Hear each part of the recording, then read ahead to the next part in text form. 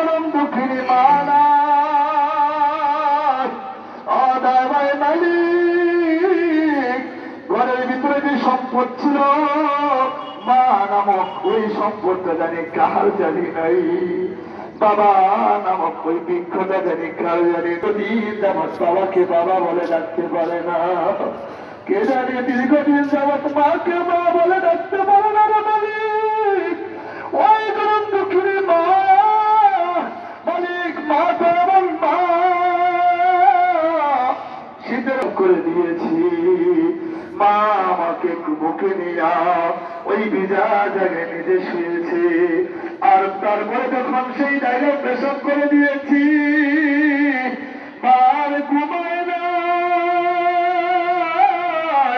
সারা রাত্র বুকের ভিতরে ধারণ করে দাঁড়িয়েছিল যেন কোনো সন্তানের যেন কষ্ট না হয়।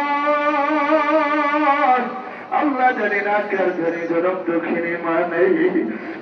কার মা বাবা জানি এমন ছিল যখন ঈদ আসত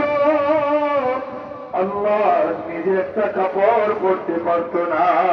কিন্তু সন্তানকে কাপড় কিনে দিয়েছে, সন্তান আজকে বড় হয়েছে, অনেক টাকার মালিক হয়েছে, ওই মাকে কাপড় কিনে দিবে, বাবাকে কাপড় কিনে দিবে।